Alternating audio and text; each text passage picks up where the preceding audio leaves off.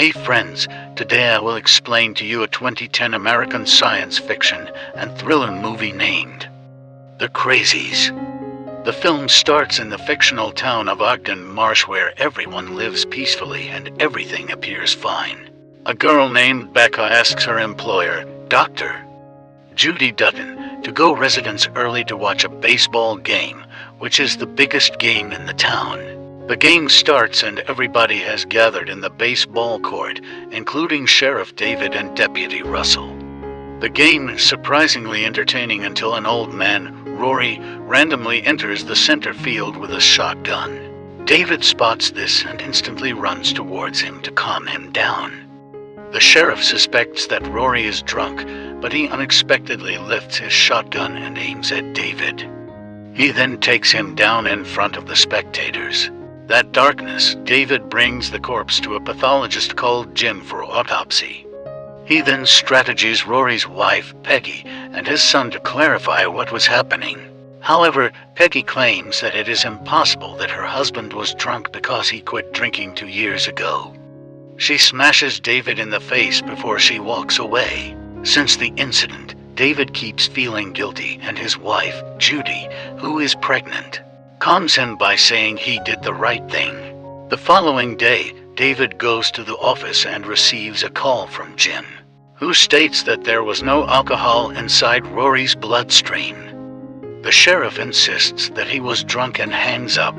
David is still curious, and Ray visits the baseball court to do a remote investigation. He meets Ben, who acts weird and tries to talk to him. However, Ben talks nonsense and unexpectedly leaves the place. On the other side, Judy examines a patient, Bill, who is also acting strange. She tells Bill's wife that Bill is helpful. That evening, Bill's wife and son, Nicholas, are confused because they hear the tractor's engine sound in the middle of the night. She thinks Bill is still working and attempts to approach him, but finds no one. Unexpectedly, Nicholas screams and she instantly rushes back to the house. Nick finds his mom and they hide inside a closet. Unfortunately, Bill knows this and deliberately locks the door. After that, he pours gasoline all over the house and ultimately burns his own house. A few hours later, David and Judy arrive at the crime scene and learn that Bill is the only survivor. Judy questions Bill, but he gives no reaction and doesn't seem remorseful at all. The next day, a group of hunters accidentally discover a corpse in the swamp. David, Russell, and Jim head over to the swamp and identify the corpse. Russell remembers that a week ago he obtained a report about something crashing around the swamp. The two then explore the river and find a tremendous plane sinks beneath them. Russell and David go to the town planner's office and ask Kevin about drinking water flow in the town to determine whether it is infected or not. They figure out that Rory's house is the first building to get the treated water. David immediately approaches the mayor, requesting to shut off the entire town's water supply. However, the mayor instantly rejects the request as it is just based on a hunch and the town is filled with farmers. Shutting down the water will kill the entire crops. The sheriff insists and shuts down the town's water allowance on his own. Afterwards, they return to the office, only to find that Bill has turned into a zombie. David tries to make a call, but all communication services are lost. He walks out, but somehow everyone is gone. Someone silently observes David from a distance. When he finds out, the man retreats with his car. The sheriff hears strange noises from the funeral house. He gets inside and Jim unexpectedly attacks him. The pathologist attempts to kill David, but he manages to fight back and eliminate the zombie. That night, David orders Judy to stay with her parents, but they unexpectedly spot someone is in their storehouse.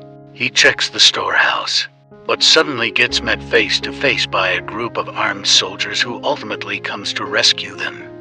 They are brought to the quarantine facility where a temperature check is mandatory before they can enter the facility. It's Judy's turn and the device suddenly beeps, so the soldiers take her away, separating her with her husband. She is taken to an isolated room. Meanwhile, David and uninfected citizens are transferred outside the town and are given a bracelet. David meets Kevin, whose wife is brought away too.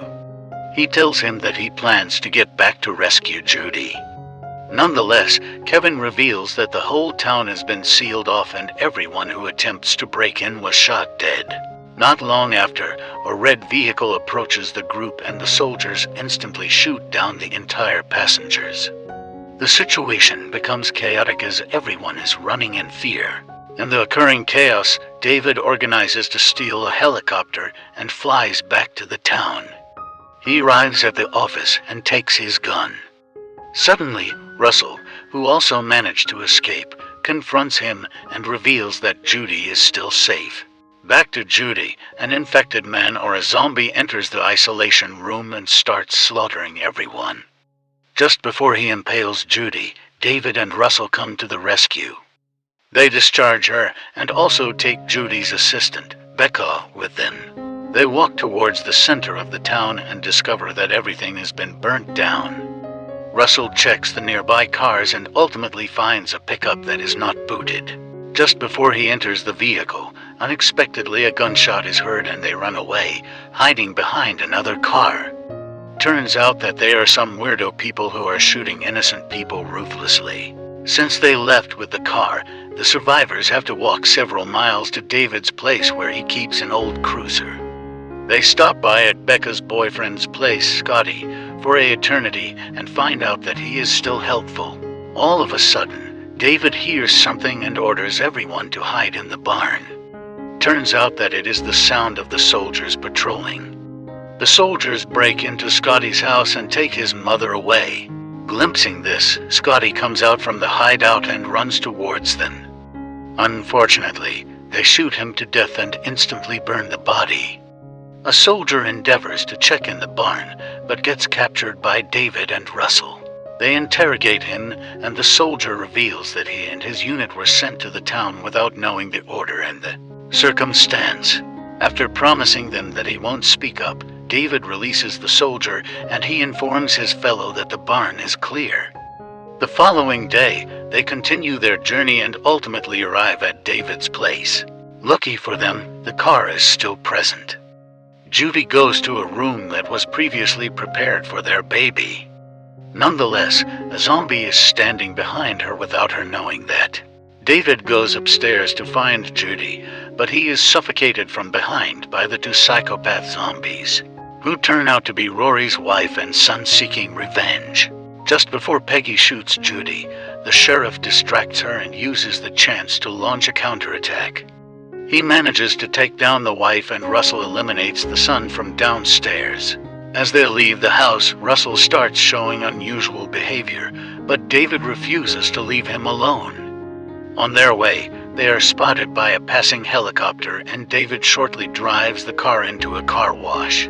All of a sudden, the car washing machine turns on. They attempt to escape, but the car cannot move as he can't get any traction. Several zombies approach the car and begin attacking everyone.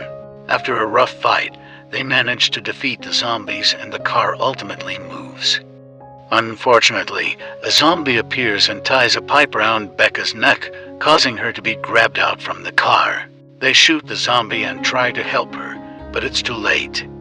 To make things worse, their car is destroyed by the helicopter. The trio continue escaping the town on foot until they discover a car. Russell spots a car emerging and spreads spike strips to stop the vehicle. They interrogate the man inside the car. He reveals that the crashed plane was carrying a biological weapon named Trixie, which was initially designed to destabilize a population. They proceed questioning the man and find out the virus incubation period is 48 hours. But Russell shoots him in the head. He gets into the car and discovers a gun. He uses it to threaten the couple and orders them to walk in front of him. After a long walk, David turns around and attempts to talk to his deputy. Russell lowers his gun and David punches him in the face while grabbing the gun. At this level, Russell understands that he is infected, but he begs to keep walking with them. They ultimately arrive at the border of the town, which is fully guarded by the soldiers. The deputy sacrifices his life to distract the soldiers so that the couple can pass through the border undetected. David and Judy arrive at a truck stop where they discover that all vacated people have been slaughtered. Judy believes the soldiers will kill them too, but David still wants to give his best effort to save his wife and baby. While the sheriff is taking essential stuff from the store, he spots a radio and learns that the military are going to blow up the entire town in 10 minutes. The electricity in the store is shut down. Judy grabs a knife and is confronted by a zombie. She runs into a room and hides there until the zombie goes away. David ultimately finds her, and they get into a truck. Unfortunately, the truck won't start, so David gets out and searches the driver's body to discover the right key. As soon as he reaches the key, a zombie shows up and David is pulled by another zombie. While David fights the zombie under the truck, Judy organizes to take down the other ones. Soon after, the sheriff burns down the zombie and retrieves the key. The couple drive away while the countdowns begin. Just after they manage to escape the town, a big eruption occurs from behind and disables the truck. They survive and continue their journey. As they head toward another city, Cedar Rapids, by foot, they are spotted by a satellite. The satellite also shows that they are going to initiate the containment protocol at Cedar Rapids, demonstrating that David and Judy's survival journey is still not over. And the end. If you are a lover of similar content like this, take a look at my various videos, and if you love it, please burst the like button and make sure you subscribe to the channel and smash the notification horn.